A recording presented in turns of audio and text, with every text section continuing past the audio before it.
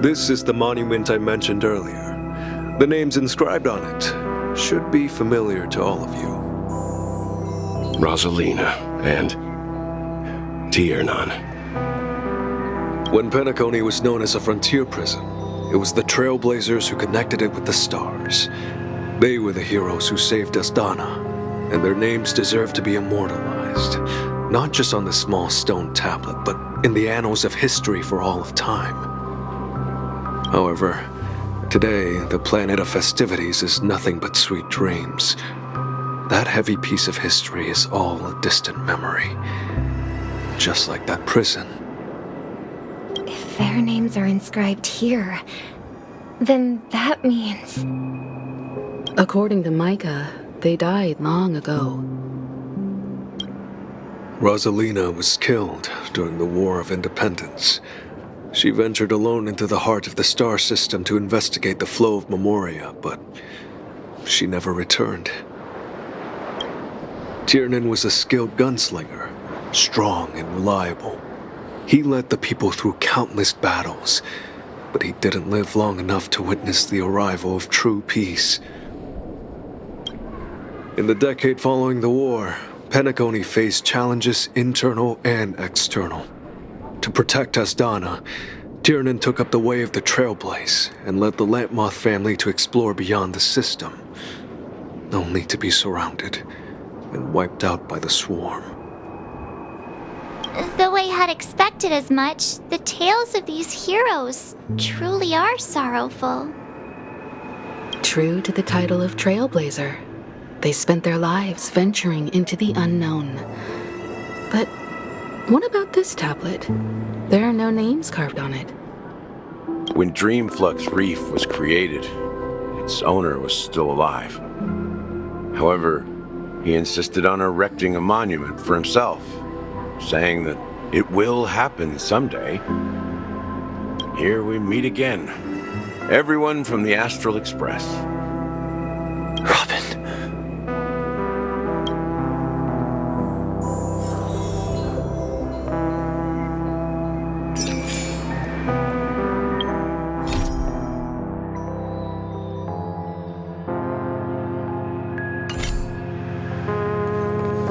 I brought Gallagher here. It's time to face the truth.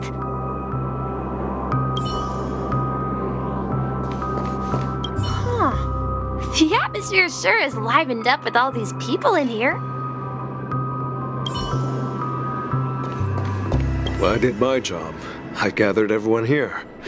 Gallagher will explain the rest to you. Take care.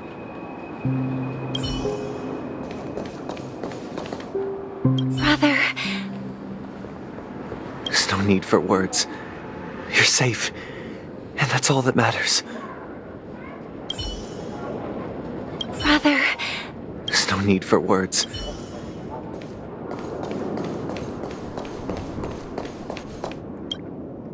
I promised to give the siblings some privacy, so let's talk about our business first. What do you say? That sounds sensible enough. Since you went through the trouble of gathering the family head, the crew, and the Stellaron hunters, I'm guessing you have something important to say, Mr. Gallagher? Oh, is it that obvious? The look on your face is practically screaming I'm the one behind all this. You're right, Mr. Yang. It is indeed time to come clean on everything. The siblings already know what they need to, and they've made their choice. But you, Nameless, arrived a bit late. So it's only fair that I answer your questions. Before we begin, let me reintroduce myself. I'm the founder of Dreamflux Reef, the deputy of the Watchmaker, and the one who sent out that invitation. As Gallagher, the history fictionologist, I humbly extend my greetings to you all. History fictionologist? So what, everything you told us was made up? Well, don't worry. Almost everything I shared was true. Well, except for the part about the family accepting me back. I double-checked with Micah, and everything he said about the family, the Watchmaker, and Mikhail is true. Thank you for your understanding. Now let's get down to business. I'm sure you're all wondering why I went through the trouble of setting up this battle for the legacy, inviting different factions and stirring up a ruckus all over Penacony. Well, it all boils down to something very familiar to all of you. The Stellaron. The Stellaron? But how is that possible? Penacony is a free-flowing interstellar hub. There are no signs of contamination whatsoever. You're totally correct. So, care to take a guess at what that means? How keen. Well, what should I say? I expected nothing less from the person here who is the most familiar with Stellarons. The sweet dream doesn't come out of thin air. If you think of the memory zone as the sea, creating the land of the dreams is like filling that wild ocean with earth to make an island.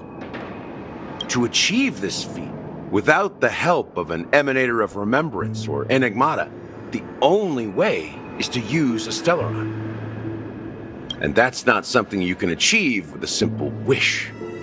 It requires vast quantities of knowledge, time, and manpower. I'm sure you get what I'm hinting at. In Azdana, the planet of festivities itself is a Stellaron disaster. The planet of festivities itself is a Stellaron disaster?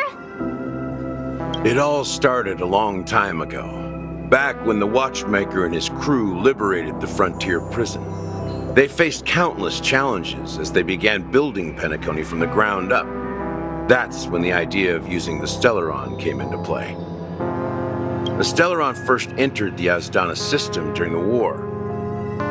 The Nameless warned everyone against the folly of attempting to tamper with such a power, and most heeded their words. But there are always people in the shadows with ulterior motives. The turning point came after Tiernan's death. With two of the Nameless gone, the Watchmaker had to go to the front lines. It was at that moment his rivals saw an opportunity. By the time a representative from the Montour Systems family arrived at the Watchmaker's call, the Stellaron had already been activated and was seeping into the primordial synesthesia dreamscape. And I suppose the family happened to possess the knowledge to seal the Stellaron? Not just that. They knew far more about the Stellaron than the average person. They helped Mikhail swiftly quell the civil unrest and played a part in building Penacony under the disguise of the Harmony. Those three eras were known as the Age of Dreaming. The Watchmaker, who had been left in the dark, sent out invitations across the universe, spreading the hype around the land of the dreams. Then, how did they turn against each other? Remember the island in the ocean metaphor? The truth is, the Stellaron was never truly sealed. It existed in a different form within the dreamscape. Think about this. What would it cost to create and maintain such a lavish dreamland? It's people's lives. The opulent dream is built upon the decay of spirits, with a toxic elixir called pleasure flowing through the dreamscape. It tempts people to indulge in the dreamscape, and gradually their minds succumb, becoming nourishment for the sweet dream. Confusion, laziness, and cowardice, weaknesses that plague humanity, were magnified and nourished by the family. Penacony became a new kind of prison, even more impenetrable than the previous one. Sadly, we realized this far too late. By then, the family had a firm grip on Penacony, swiftly quelling any opposition that arose. At my wit's end, I had to use the power of the Enigmata, and sought refuge in this chaotic realm. Over the years, I created a meme within this dream for our use. Dormancy. That's its real name. We exploited a loophole. You see, regular people can't fall asleep again while they are inside the dreamscape. So this is the true meaning of the impossible.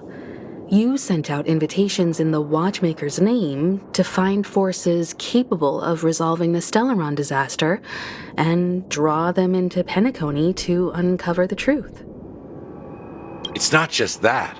Above all, I wanted to see what happens when the major factions engage in a struggle for the legacy.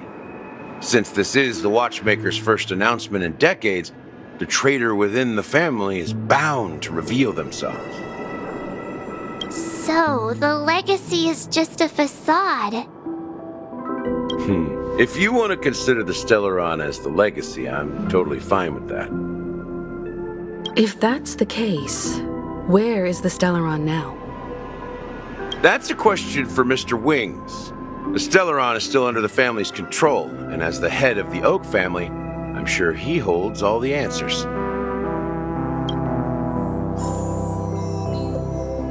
Go ahead. I'm sure Mr. Wings holds all the answers. As I suspected, the core of this issue lies within the Stellaron.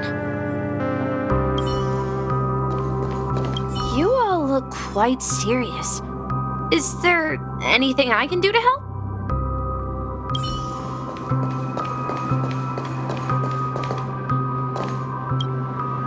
Are you done talking? So, will you tell us where the Stellaron is?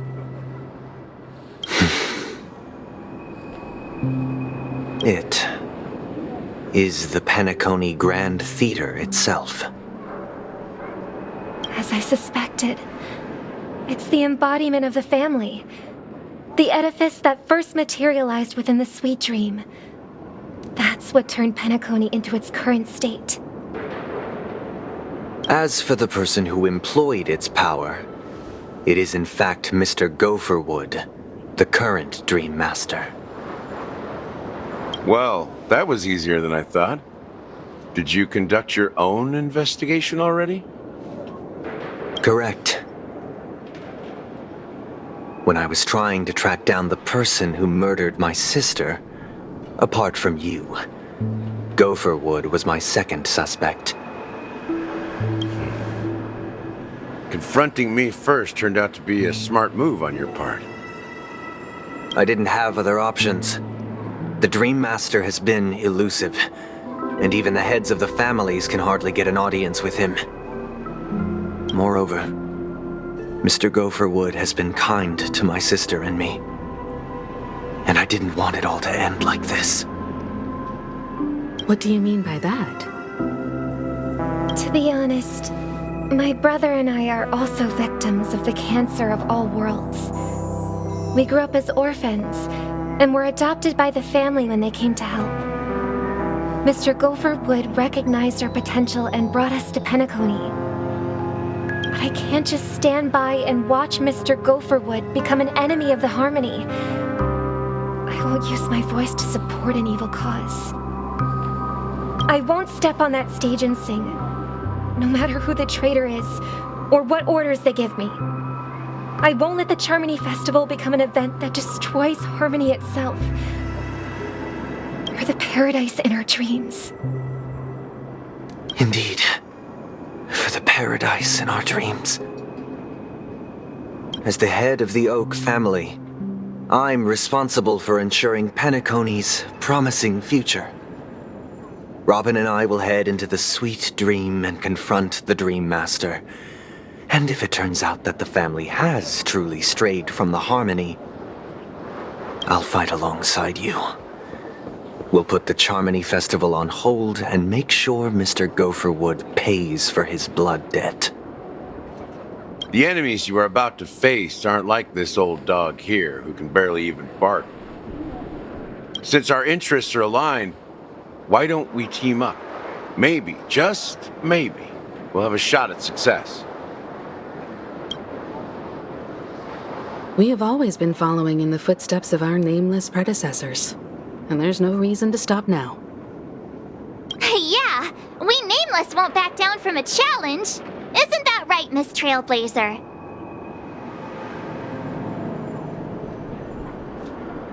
That line actually actually makes me a bit nervous. Rest assured, sitting on the sidelines isn't in our nature. Mr. Sunday, Miss Robin, I'm willing to accompany you on behalf of the Astral Express. Having a third party present should help with negotiations, and could make all the difference if things get ugly. Thank you, Mr. Yang. Thank you all very much.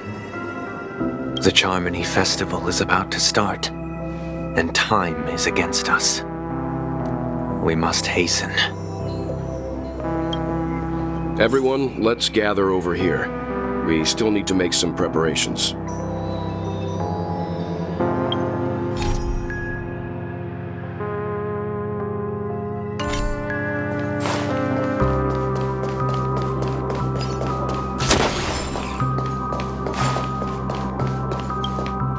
I may have been quick to step up to the plate, but confronting the Dream Master could be a very dangerous affair.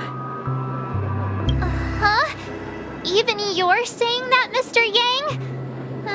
How powerful is that Dream Master? He's the leader of the families of Penacony, and he has the entire power of the Harmony behind him, not to mention the Stellaron in his possession. We must proceed with great caution. Maybe you can just stay behind this time, Mr. Yang? No, that won't do. Even if we count Robin as an ally, something felt off about Mr. Sunday just now. Although, I can't quite put my finger on it. I have to make sure he won't turn against us when things start to get dicey. You're still carrying the keepsake the IPC envoy gave you, right? May I borrow it for a moment?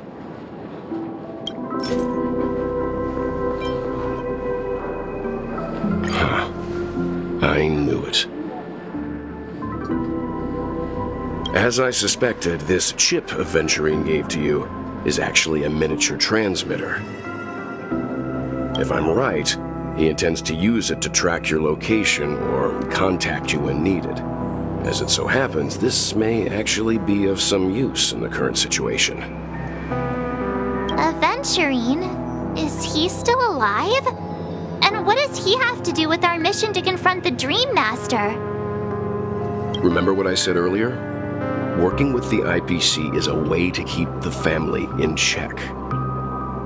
If negotiations go south and the family show their true colors by going after the Stellaron, I'll use this transmitter to send a message to the IPC. It'll be just the opportunity the IPC ambassador was hoping for. The only question mark in all of this is Aventurine's current status. But the IPC is always listening, especially senior strategic investment department heads like him. Getting the message across shouldn't be a problem. Good luck to you, Welt. Well, you take care too. If anything goes wrong, don't worry about me. Just make sure to seal the Stellaron. Spoken like a true hero. Even if the Dream Master is innocent, the family's corruption runs deep. I won't make the same mistake Mikhail did. Let's wish him the best of luck. Don't you have something else to tell us, Gallagher? Why would you say so? Before we departed, the conductor asked us to inquire about the 3 Nameless in Penacony. We've already collected intel about Razalina and Tiernan, so the only one left is legwork.